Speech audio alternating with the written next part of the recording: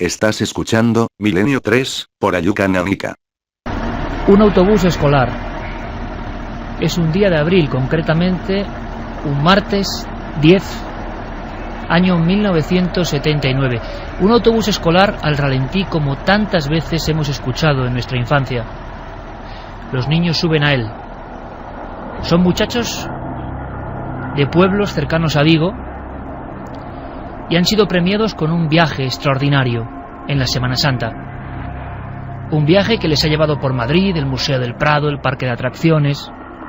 Un viaje que ha pasado por lugares maravillosos que ellos no conocían, como Salamanca o Toledo. Es la hora del regreso. Paran en Benavente, provincia de Zamora. Comen en el hostal Casa Poli. El autobús espera. Emprenden el camino. Lo que hoy es la carretera nacional 525, entonces era la comarcal 630. Es probable que algún amigo ahora, a la 1:11, solo con estos datos que he dado, abuela Pluma, esté tejiendo en su mente una de las historias más dramáticas que he conocido en nuestro país. Esta noche, amigos, pido un esfuerzo porque el programa es duro. Es una historia trágica, dolorosa, terrible, heroica en ocasiones, y también os lo aseguro, pero para eso hay que descubrirlo esta noche, misteriosa. El autobús recorre unos 4 kilómetros. Son unos 60 niños, sexto, séptimo, octavo de EGB. Algunos cantan en la parte posterior, animando al conductor a que acelere. Otros juegan distraídos y algunos incluso dormitan después de la copiosa comida en Casa Poli. Están llegando al puente que atraviesa el río Órbigo. El río Órbigo tiene unas aguas casi turbias, ocres, baja muy crecido. Ha habido lluvias en las últimas fechas. Es un río conocido por su frondoso paisaje y sobre todo por los remolinos y pozos que hay en su interior, como bocas, como trampas. El pueblo se llama, y todavía de vez en cuando manos anónimas dejan una corona de flores allí, Santa Cristina de la Polvorosa. Cuando el autobús llega justo a la curva que da inicio al puente de piedra de la vieja comarcal 630, ocurre algo. Choca contra el pretil, va hacia el otro lado de la calzada y se precipita a unas aguas que están a 5 grados de temperatura. El autobús cae a plomo, boca abajo, las ruedas hacia arriba, rodando todavía, se hunde rápidamente debajo de las ojivas del puente y justo penetra en uno de esos pozos de la muerte. Río de vida y muerte el río Órbigo. Lo ha sido a lo largo de la historia. 10 de abril, 4 de la tarde, 1979. Solo 9 niños se salvaron. 9 niños que vivieron dentro del autobús escenas que ningún ser humano que no haya pasado por esto puede imaginar. Uno de ellos es Roberto García. Lo hemos localizado. Él se salvó. Él comprobó cómo sus amigos, sus compañeros, le agarraban de las piernas y tiraban hacia abajo, en un acto de intento de supervivencia. Él, con tan solo 10 años, sintió eso de las diapositivas que pasan por la mente, resumiendo una vida, aunque era una vida corta. Roberto se salvó de milagro, y nos lo recordaba. Cuando me recuerdo, estaba el autobús llenándose de agua ya. Entonces, pues no sé si ponía el cinto, y aparte también me estaba mirando, si miraba a mi prima, bueno, la prima de mi padre, que era la prima de mi padre, a ver si la miraba, que era de mi edad, estaba por delante mía. Entonces, pues por instinto me agarré, donde se ponen las maletas arriba, que eran de red, pues me agarré arriba al rollo de las maletas y pues dejé que el autobús se llenara de agua. Y pues intenté salir, cogí aire, intenté salir, pues no sé si fue por la ventana de parabrisas o por un lateral, pues no me acuerdo muy bien. Y en ese momento pues lo pasé muy mal porque intentaba salir para arriba, llevabas cuerpos flotando, gente que notabas, claro, se estaba debatiendo entre la vida y la muerte ahí. y intentaba salir para arriba y me agarraban por los pies. Y claro, yo en esos momentos recuerdo que me pasó toda mi infancia, pocos años tenía, pero cosas por la mente en segundos, en pocos segundos que debió ser, me pasaron por la mente cantidad de cosas cosas que no sé explicártelas ahora porque es algo, cosa que te arrepientes de, no sé, muchas imágenes como si fuera un fotograma, le pasan por la mente todo. De inmediato la vecindad escucha el golpe, escucha un sonido seco. El autobús yéndose a pique, a lo más profundo, la mala suerte, la corriente, la crecida del río lo lleva hacia esa especie de sima. Solo será capturado después por tenazas metálicas, 48 horas después, y todavía con muchos niños en su interior. Otros han salido por las ventanas, la mayoría corre ya cadáver río abajo. Las primeras palabras evidentemente son de absoluto abrazo a las familias que perdieron a sus seres queridos, a niños que tenían todo por delante en la tragedia del río Órbigo. Yo creo que algunas de estas tragedias y algunos hechos heroicos hay que recordarlos. ¿Cómo olvidar, por ejemplo, a profesores que iban allí en ese autobús de la muerte, como Manuel Pandín, profesor de educación física, salvó a 6 niños, con el último no pudo, le fallaron las fuerzas, apareció debajo de los asientos. ¿Cómo olvidar a personas del pueblo de Santa Cristina que se arrojaron al agua de inmediato a salvar a niños y se arrojaron al agua apenas sin saber nadar, simplemente porque estaban viendo una tragedia de dimensiones absolutamente apocalípticas? Había que ayudar, había que poner remedio a todo eso, pero era solo el inicio de una noche espantosa, una noche de búsqueda. Hemos hablado con personas que en ese mismo lugar, en las orillas, rescataron con sus propias manos a los únicos 9 niños que salieron de este trance con vida. Había una corriente terrible y un aire horroroso además, y la niña gritando auxilio, auxilio, y sacarme de aquí, y entonces gracias a Dios se pudo sacar. Montserrat se llamaba la niña, otra cosa no puedo decir. Y dijo la niña además, no se lo diga usted a mi papá ni a mi mamá, la pobrecita, lo tengo grabado. Desde ese día yo moriré, aunque viviera 1000 años, no se me olvidaría nunca jamás las palabras de la niña. Y a muchísimos amigos que estaban allí, que nos han atendido, no se les olvidará jamás toda la escena, la terrible escena del río lleno de cadáveres. Hubo más personas que llegaron con intención de informar. El primero de todos fue el corresponsal de Televisión Española en la provincia de Zamora, Félix Navarro. Se montó en una barca, acudió al lugar, cámara en mano. Había que contar esta historia.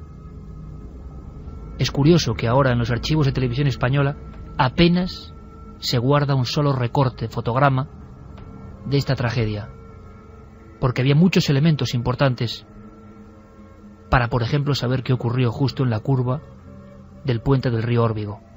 Félix Navarro, desde luego, en la cámara que es el alma y la memoria, rebobinaba y tampoco podía olvidar.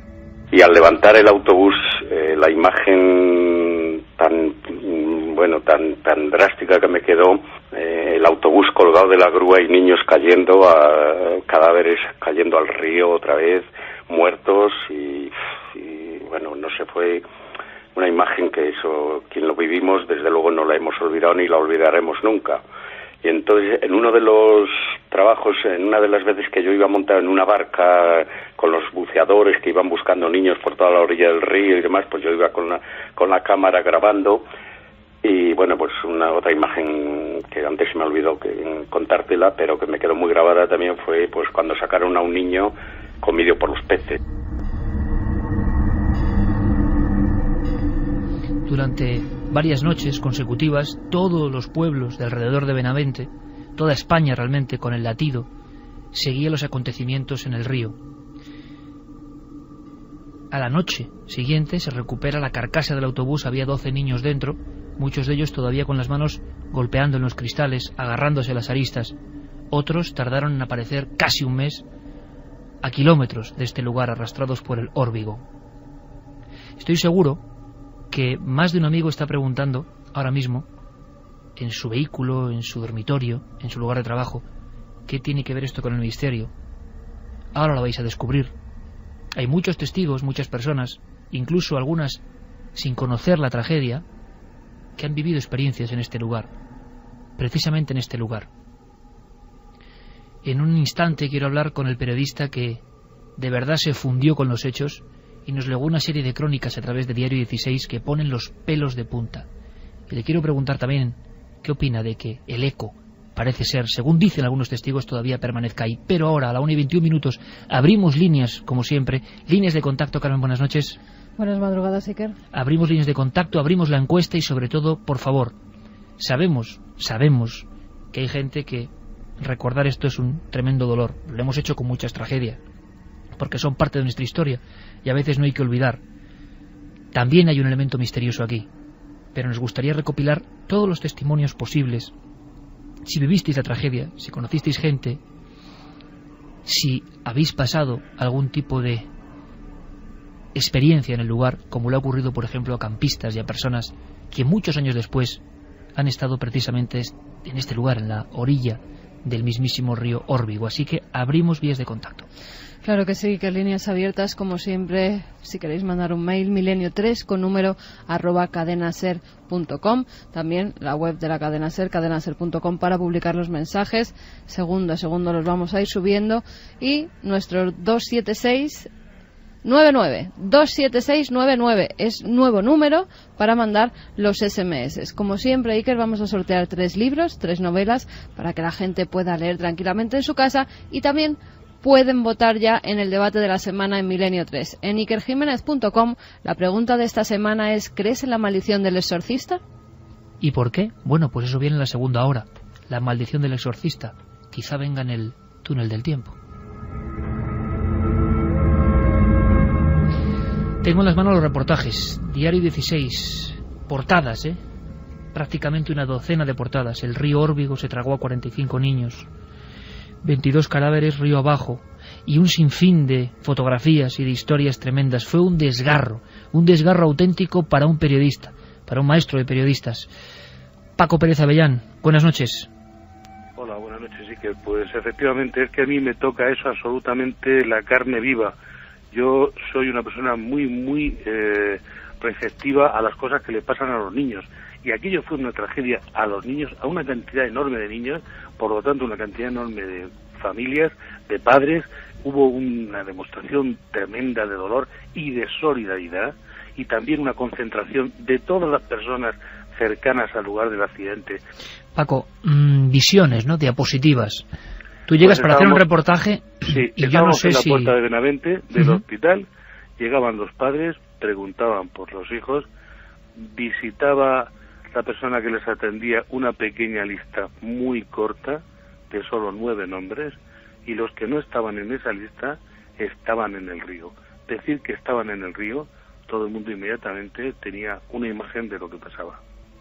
Paco, la estampa que nunca podrás olvidar de aquellos reportajes, de aquellos días, siguiendo la noticia y paso a paso la recuperación de cadáveres, porque no es el día del accidente, sino son las noches en vela en aquel lugar. Exacto. ¿Qué estampa no puedes olvidar, Paco? Se me caían las lágrimas absolutamente ver a las familias, a los padres, siempre hasta el último minuto aguantando la esperanza de que su hijo hubiera podido escapar, que estuviera río abajo, que hubiera algún lugar donde se hubiera podido refugiar, que estuviera sencillamente desmayado, que hubiera perdido la conciencia, cualquier cosa. Se creía en cualquier cosa, a pesar de que lógicamente los técnicos decían que no había habido tiempo de que se pudieran salvar los niños, que todos probablemente estaban, algunos retenidos en el autobús y otros golpeados por la inmersión rapidísima y probablemente el fallecimiento casi inmediato en un lugar donde había una corriente tremenda. Pero a pesar de todo, la esperanza estaba intentando triunfar allí, mientras que la gente quería apoyar aquello, el deseo de los padres, y arroparlos. Bueno, era una demostración de humanidad extrema, que ha unido, yo creo, para siempre las localidades donde sucedió el accidente con la de Vigo, donde había partido la excursión, y que se han convertido tanto Vigo como Santa Cristina pues en dos lugares interdependientes. Y desde luego a mí me parece que allí quedaron toda clase de ecos, de gritos de esperanza, de dolor, de alegría, porque también hubo pocos, pero hubo momentos en los que la gente descubrió que su hijo estaba entre los supervivientes. Estuvimos durante un tiempo casi psicóticos intentando recuperar del río 45 cuerpos de niños que mucha gente quería pensar que estaban vivos, que se negaban a obligar a sus mentes a pensar que no les podía haber pasado eso a ellos. Es que se han ido de excursión, es que estaban sencillamente pasando un tiempo y muchos de ellos habían rogado a sus padres que les dejaran ir y estuvieron a punto de no ir y habían acabado de esta forma. Tú has mencionado la palabra dolor y tú has sido un compañero gráfico y testimonial, has relatado dolores en muchas partes, pero este dolor alcanzaba unas cotas difíciles de superar, ¿verdad? Claro, es que estamos hablando de chiquitos en un momento extraordinario de su vida, 12, 14 años, o sea, chavales que ya se daban cuenta de todo, que tenían sus sueños, que tenían perfilado lo que querían ser de mayores, que habían hecho un curso excelente, que aquello era un premio y que el premio acababa en las aguas turbias del río Órbigo. Los padres, los que se habían resistido hasta el último momento y habían dicho el sí, es que se daban con la cabeza contra las paredes. Las personas que habían creído desde el primer momento que aquello era lo que se merecían sus hijos, no sabían cómo lamentarlo. O sea, era un dolor tan enorme de todas aquellas personas y una conjunción tan terrible que no había manera nada más que buscar el hecho de recuperar los cuerpos para poderles dar un poco de paz a las familias que estaban allí concentradas. Y la gente que había acudido se mordía los dedos porque no sabía qué hacer, qué se podía hacer. Lo terrible no era que el río llevara tanta agua, que el autobús estuviera tan profundo, sino que es que no se veía nada, no se podía hacer nada más que a tientas, que solo especialistas podían bajar allí, el riesgo era máximo, por supuesto, y aunque la gente intentara cualquier tipo de acción suicida, aquello no llevaba más que a la desesperación. Paco, por último, si yo te digo a ti que hay diferentes testimonios de personas que desconocían incluso que ese era el lugar de la tragedia y que en las zonas, por ejemplo, de acampada, sin saber dónde se encontraban, nos han reportado, y lo van a contar valientemente, sus sensaciones de ecos, de niños, de sonidos, ¿tú qué puedes pensar? Pues me lo creo absolutamente, Iker, porque la manifestación fue tan profunda, tan extensa, de tanta gente, de tantos corazones unidos por un mismo hecho. El dolor, el tratar de apoyar a aquellas personas sin saber realmente qué decirles ya, pero simplemente permaneciendo a su lado, compartiendo sus lágrimas. Y todo eso tiene que haber dejado un rastro. Aquí, en la mano, las portadas varias, prácticamente una semana entera, Diario 16, enviado especial al río Órbigo, Francisco Pérez Avellán. Diario 16 ya no existe, pero la hemeroteca nos permite recuperar auténticas joyas dolorosas, eso sí, del periodismo de sucesos. Maestro de periodistas, Francisco Pérez Avellán, muchas gracias por tu testimonio. Muchas gracias, Iker, y por tu labor, que es extraordinaria. A los 9 días de la tragedia, un helicóptero de rescate hacía una fotografía insólita. Había 9 rosas rojas flotando río abajo. Alguien, otra mano anónima, quizá las mismas que de año en año siguen dejando flores y coronas en un cruceiro, una especie de símbolo de la comunión que se trasladó entre Galicia y Zamora por este acontecimiento. Esas manos, como digo, siguen dejando una especie de recuerdo hecho flor para que nadie olvide. Nadie sabe qué pasó exactamente. Hubo rumores. Una de las niñas, la primera niña que es rescatada, tiene 16 años, sin identificar. La segunda está viva y dice que dentro del autobús se había hecho una especie de broma, se habían lanzado polvos pica pica, el conductor había perdido el control, aunque luego, hay que decirlo, otros testigos dijeron que esa niña estaba fuera de sí. Nadie sabe qué ocurrió exactamente en esa curva para que el autobús cayese las aguas heladas. Lo que sí sabemos es que, como ha descrito de forma genial, como siempre, Paco Pérez Avellán, toda la gente de Santa Cristina de la Polvorosa y de los pueblos cercanos a Benavente estuvieron noche tras noche con sus manos intentando lo imposible. Como digo, durante casi 2 meses siguió habiendo recuperación de restos en el río. Lo curioso es que 30 años después hemos entrevistado a muchos de esos héroes anónimos y no tan anónimos, algunos como José Fernández Castro, que cuentan que las imágenes que vieron, y esto es profundo enigma humano, las imágenes que vieron tan a contracorriente de los niños con la vida segada en ese instante, marcaron de tal forma su existencia que la depresión les ha acompañado durante toda la vida.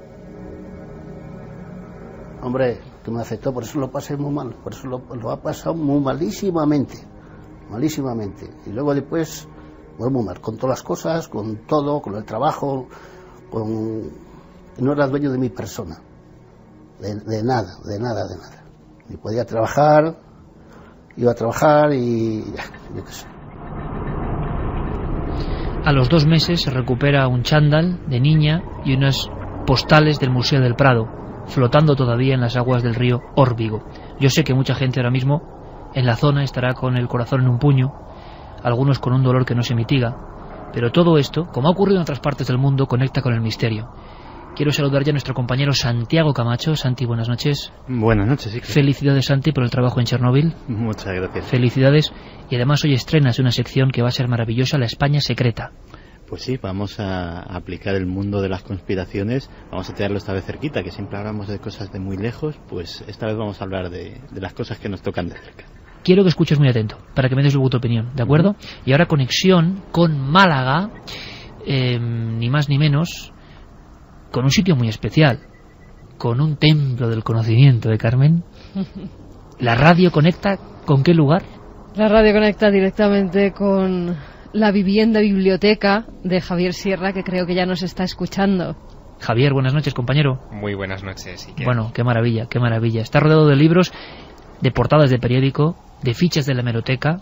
Y algunos titulares tremendos. Exactamente. Imagino que un sobrecogimiento, escuchando a Paco Pérez Avellán y escuchando a los supervivientes, se le pone a uno el nudo en la garganta, ¿no? Mira, tengo delante las declaraciones que hizo una niña de 13 años, Mercedes Domínguez, al diario ABC, que publicó un gran titular al día siguiente diciendo: un profesor me llevó hasta la orilla y luego se ahogó.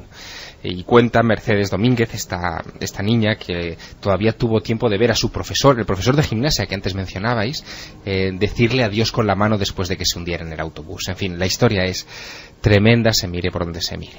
Estamos aquí todos, Carlos Largo, Fermín Agustín, Noel Calero, nuestro querido compañero en la nave del misterio, tantas noches. Aquí está de nuevo don Noel, en un programa muy especial, muy sobrecogedor. Es que la prensa se volcó. Yo sé y repito, y nuestro cariño para las familias, para la gente de Zamora, que a nadie le gusta que un pueblo esté marcado por un acontecimiento así, pero esto es la historia, y ahora entenderéis por qué hay que plantear bien lo que pasó para contar lo que vamos a contar. Carmen, esos 9 niños supervivientes contaron cosas. Contaron cosas, Iker, tú antes lo apuntabas, no se sabe muy bien a qué se debió el trágico accidente. Algunos apuntaban a que era un exceso de velocidad, otros a una curva muy cerrada que hay justamente antes de entrar hacia el puente que cruza ese pueblo, Santa Cristina de la Polvorosa, pero los periodistas que se acercan hasta el lugar, los primeros testimonios que recogen, por ejemplo, el de la niña que tú hacías mención antes, decía Iker, palabras literales: unos compañeros se dedicaron a lanzar pica pica al conductor del autobús. A este empezaron a llorarle los ojos. Pero fíjate, eso lo corrobora Francisco González Mella, un niño de 11 años, también uno de los supervivientes, que él no lo describe como que los niños tiraran los polvos pica pica, sino que fue un profesor, el profesor Padín, echó polvos de hachís, así lo llama el niño, atrás.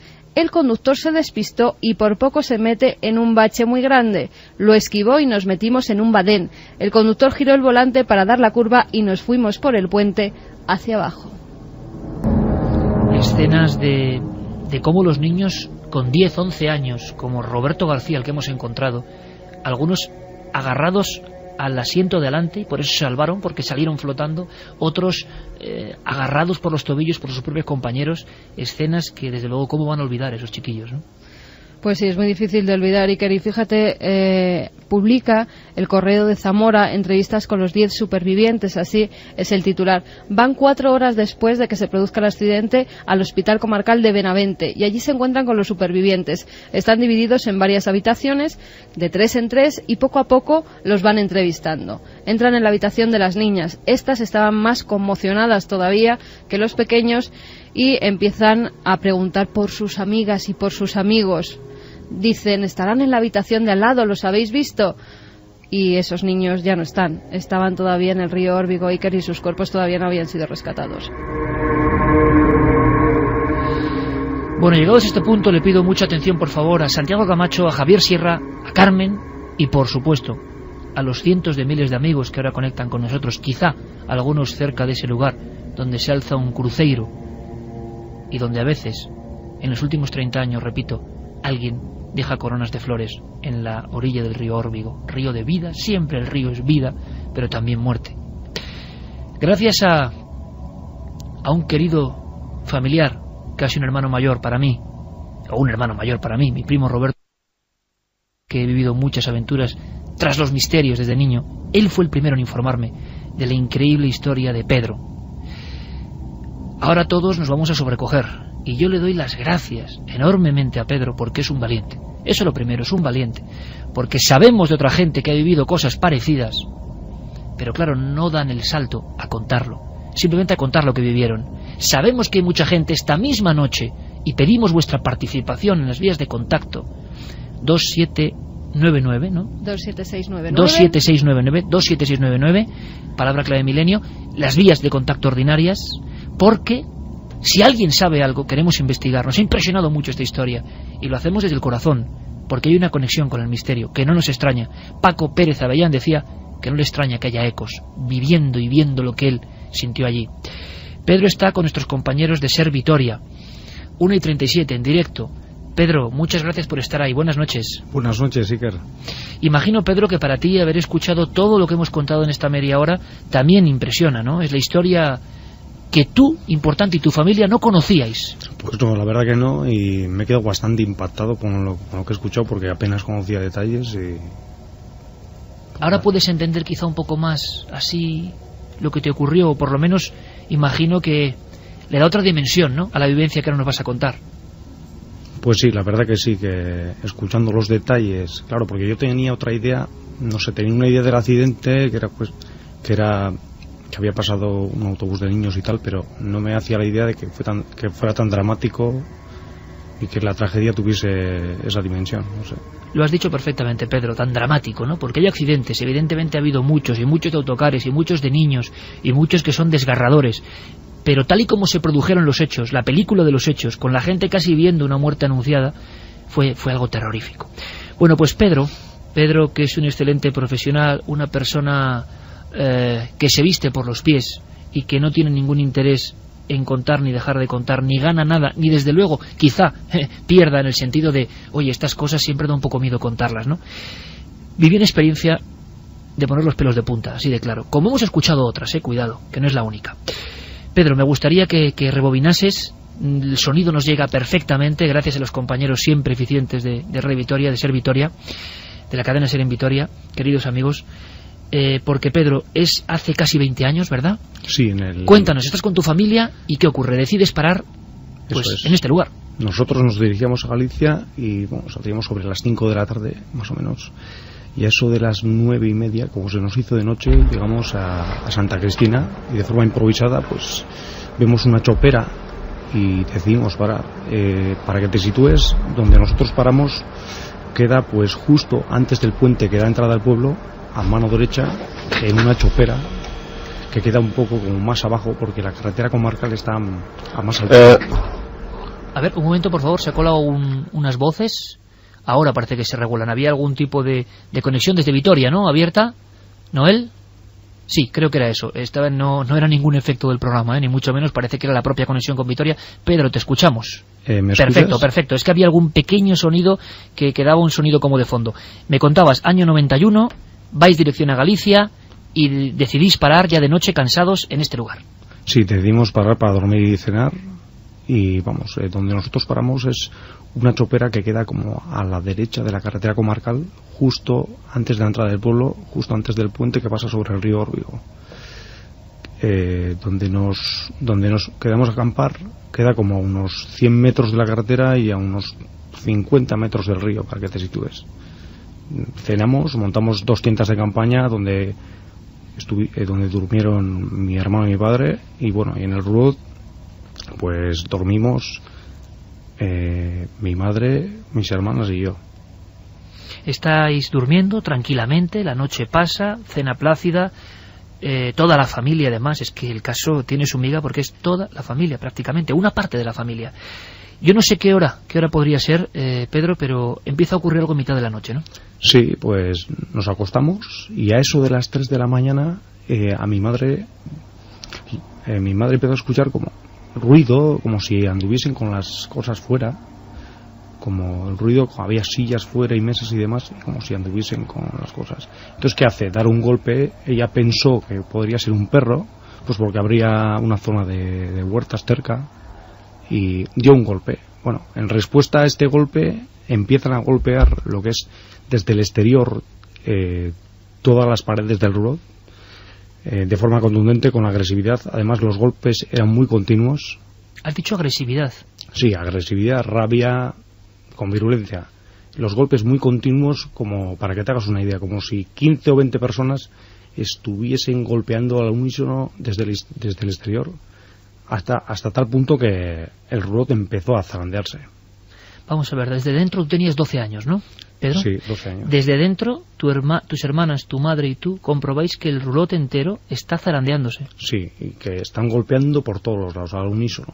¿Cuánto tiempo, Pedro? Pues esto duraría como 8 o 10 minutos. ¿Y cuál es la reacción de tu familia?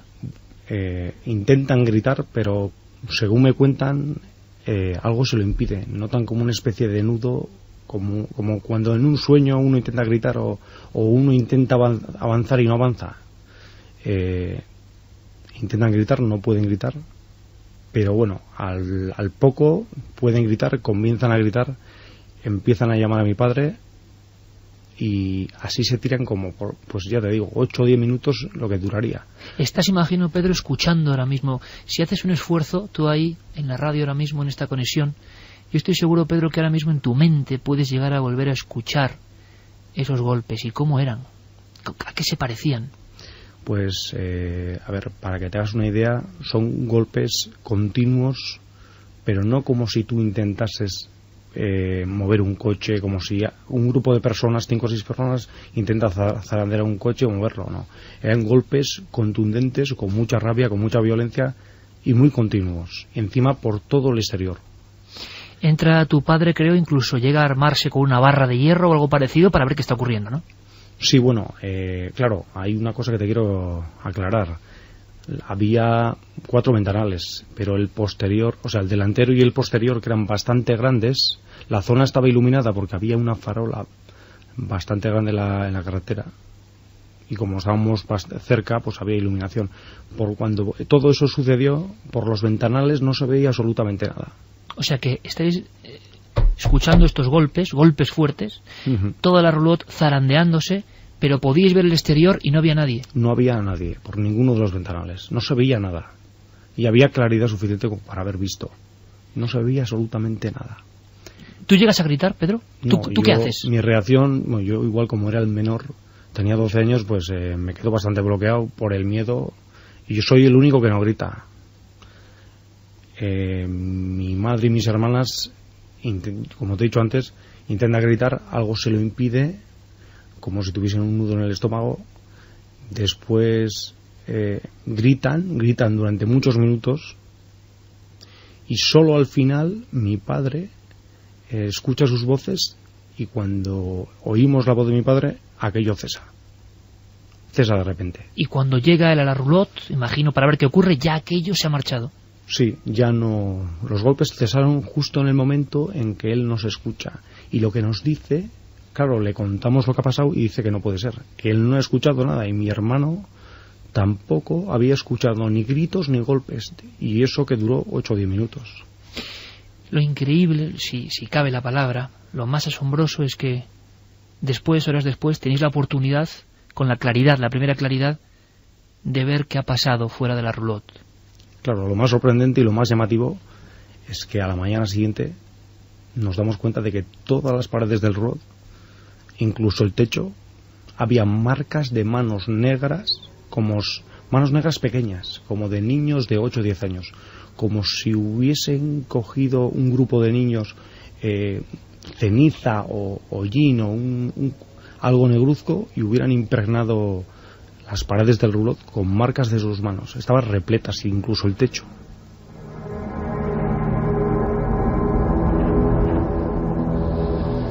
Tú tienes, me imagino, Pedro, la imagen en tu mente de esas manos. Sí, eran manos pequeñas y además las marcas de las manos tardó bastante tiempo en irse, porque a pesar de lavarlo muchas veces, yo creo que estuvieron meses esas marcas. Hasta el techo. El techo incluido, sí, el techo repleto. Todo estaba lleno de marcas de manos pequeñas. Y manos de tamaños diferentes, además. ¿Ningún integrante de tu familia, Pedro, conocía la historia de la tragedia del río Órbigo justo ahí? No teníamos ni idea.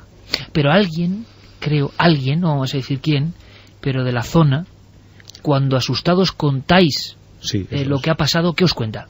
A la mañana siguiente van a hacer unas compras y hay una persona a la que le cuentan, oye, nos ha pasado esto y tal. Y nos comenta que no es la primera vez que llega a sus oídos pues lo que nos ha pasado, que le han contado cosas parecidas, pues diferentes personas que han pasado la noche en ese mismo lugar. Y que claro, que todo a raíz, nos comenta que ahí ha habido un accidente y que unos años atrás, y que a partir de entonces hay gente que le comenta cosas parecidas a lo que a nosotros nos ha pasado, y que no comentáramos nada y que no dijéramos nada, no querían saber nada del tema. La tragedia del río Órbigo, como veis, amigos, una cicatriz en la tierra de Zamora, una cicatriz para tantas familias, para 50 familias, ¿no?, que perdieron lo más querido. Se conecta de esta forma con el misterio, como ha ocurrido en otras partes del mundo. Tú luego, imagino que el miedo, que la impresión le acompaña a uno.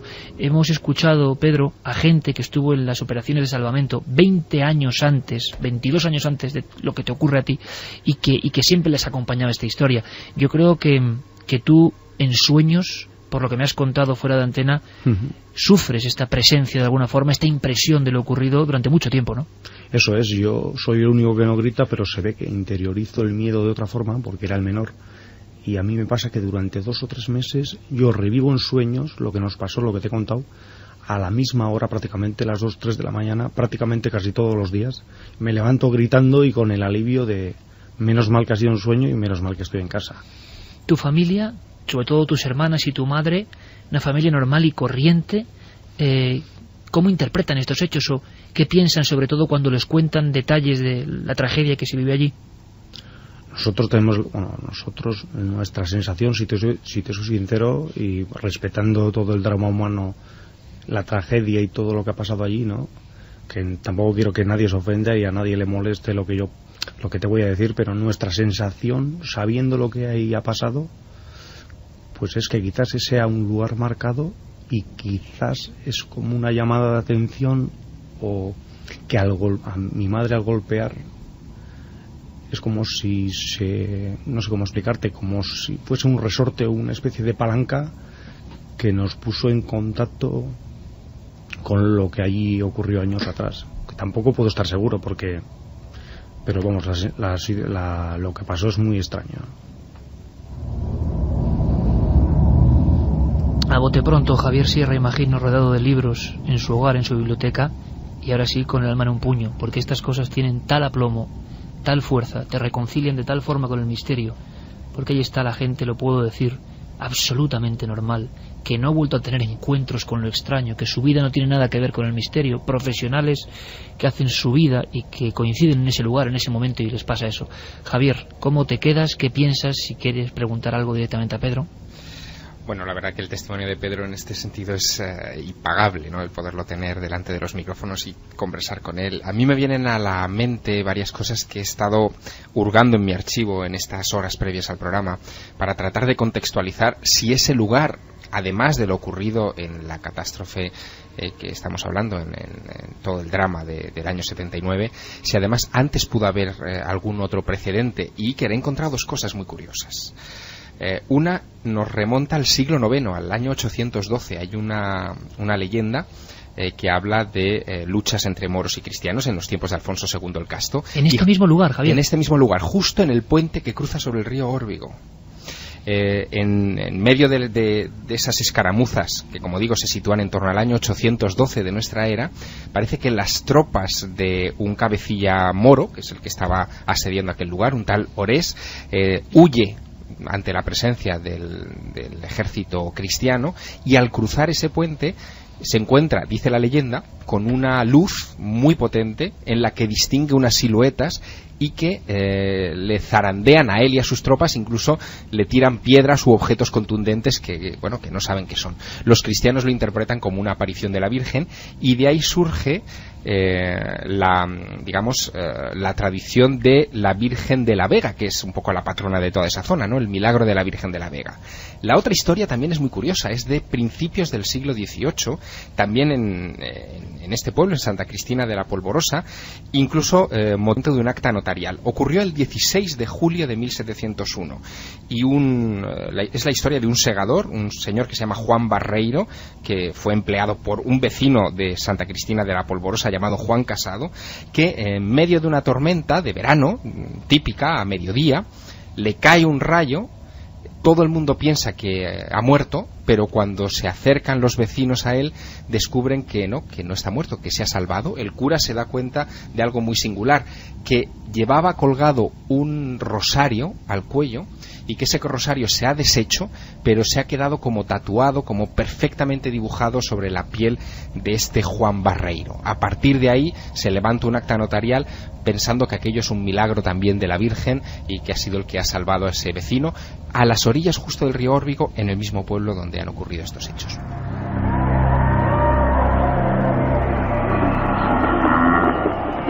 Nos queda una cosa más que quiero aportar. Qué maravilla, de todas formas, de la técnica, que esté Javier en conexión, escuchando al testigo con esta viveza, que estemos aquí, que esté Santi y que estén nuestros compañeros Noel, todos, no sé, un poco sobrecogidos, pero cuando llega la bofetada interna del misterio, le pega uno fuerte, tenga las creencias que tenga. Nos queda una cosa, y es que Luis Álvarez ha estado indagando, ha recuperado testimonios impagables de supervivientes, de rescatadores, de esas historias heroicas, ¿no? Heroicas, tremendas, que ocurrieron en la vera de ese río.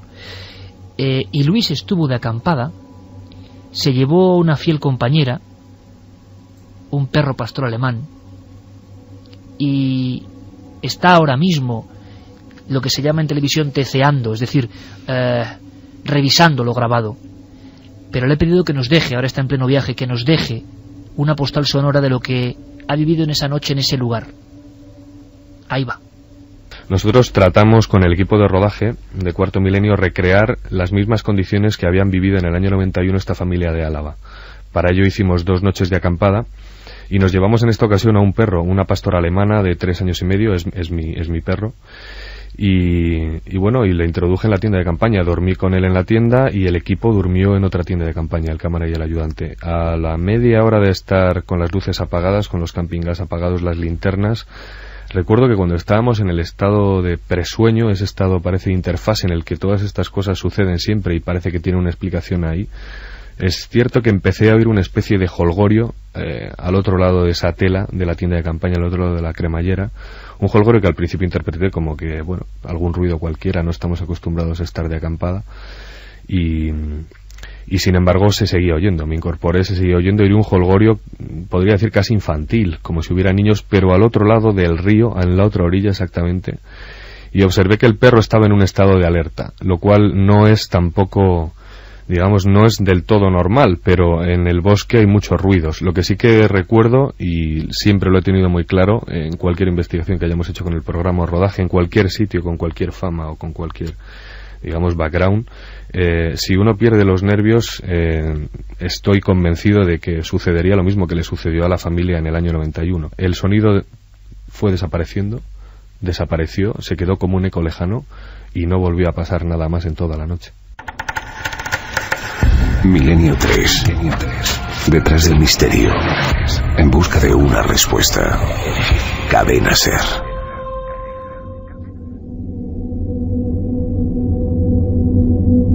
Una y 55 minutos. Esto es Milenio 3 en la cadena SER.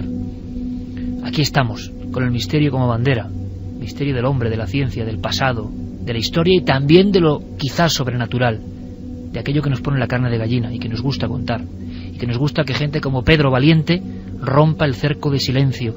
Vías de contacto, Carmen, yo no sé si esto puede tener algún eco.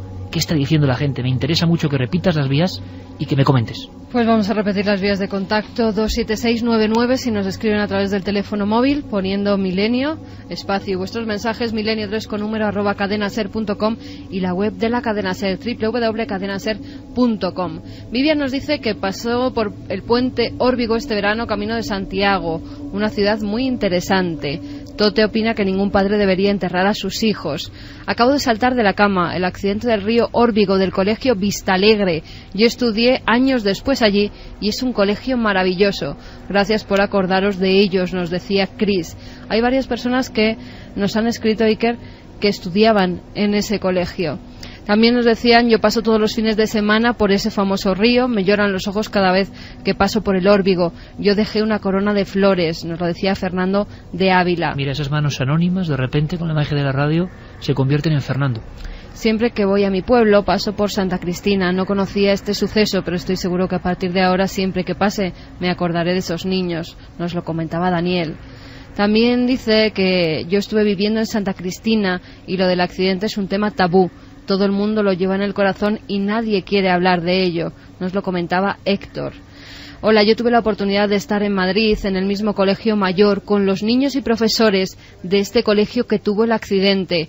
Hablando en una habitación con estos niños gallegos, entró el chofer y otros niños jugando con polvos pica pica. Había mucha confianza con el joven chofer que los había llevado a todos lados. Siempre he pensado que igual estos polvitos y los juegos entre el chofer y los alumnos fueron la causa de este accidente. Yo tenía 19 años y fui a Madrid también de viaje de fin de curso, con niños de octavo. Mis dos hermanos estaban ahí, eran de un colegio de Tenerife. Nos lo comentaba M. Sabina.